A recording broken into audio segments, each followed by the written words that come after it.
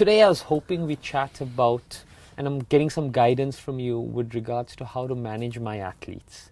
Okay. Well, I work in the world of professional sport. I manage professional athletes. And as you know, it's 99% mental and 1% physical. absolutely. And in the world of spirituality, you all focus 100% of your energy on controlling the mind. That's right. Which brings us to where we are today. That's right.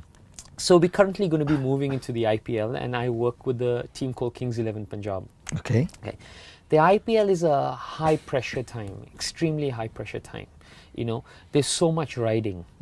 And there's nothing worse than a distracted mind during a high pressure time. Right. A distracted mind can be in the past, can be in the future, can be in successful or negative events. Correct. But to really unlock one's true potential, we need to be in the now. Yep. And there's probably no one better who practices being in the now than someone who's in the spiritual realm of life. Yeah. So how can you help us or help my athletes stay in the now? Or what other advice do you have for them? I think when we talk about being in the present, we don't have to start getting into the present when the pressure is high. We need to start practicing being in the present when the pressure is low. There's a very nice quote that I read once in one of the barracks of the Indian Army, which said, when you sweat a lot in times of peace, you bleed less in times of war. IPL, for instance, cricket. Yes. Now when the match is on, the world tournament's on, the competition stops, you're right there under the spot, which means the pressure is high and you need to be focused, you need to be present. You can only do it effectively when you learn to be present in the smaller things of life. I often tell people that when we talk about being present, one thing that we should start practicing is start being physically present. Like I give the example, I have a glass of juice here, you know. When I'm sipping this mango juice, why do I need to watch television? Why do I have to keep checking messages on my phone? What I'm doing by looking at the television and by looking at the phone is being distracted from drinking the juice. So if I'm drinking the juice, let me just drink the juice. What's happening is I'm being present, physically present. Now it's not so much about just drinking the juice, but about cultivating the attitude behind drinking the juice, of being present in what I'm doing. I also tell people, beyond being physically present, we need to also be emotionally present. Very often you see people today are talking to each other, chatting with each other, they're looking around here and there, they're scrolling on their phones, they're looking at their messages, they're sending WhatsApp messages. What they're doing is they're completely getting distracted and not learning to live in the now.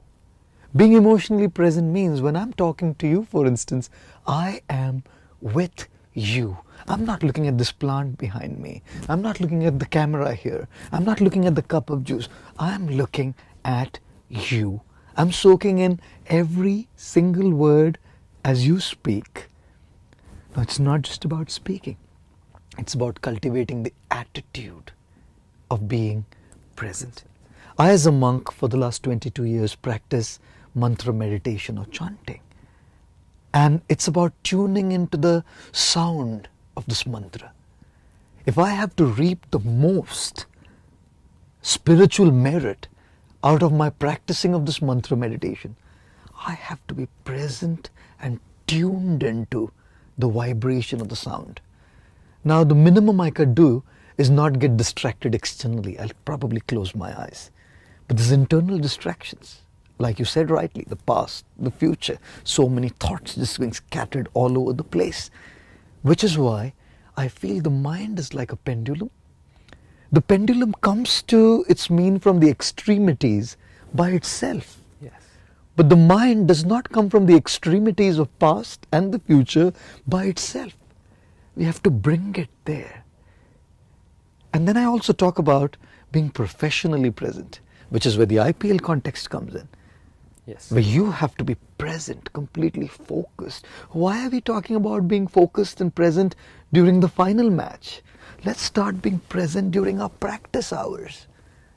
Which is why These little things, these small things in our life, day-to-day life, actually train us to develop the attitude of being present. And attitude does not discriminate between a cup of juice, a person whom I'm talking to, a cricket bat when I'm playing a match, or my chanting beads when I'm practicing mantra meditation.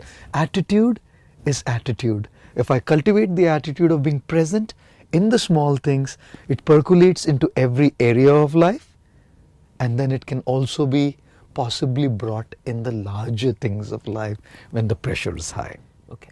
So I like that. I like how you say that attitude is agnostic of what you're doing and where you are. So the best way for an athlete to practice presence of mind is start with the simple things. That's right. Start with the simple things, pay 100% attention to it. Yes. And then when pressure is at its most, you'll be able to execute and have clarity of thought at that time. Yes, the attitude will come across. You wouldn't have to do too much consciously. Yes.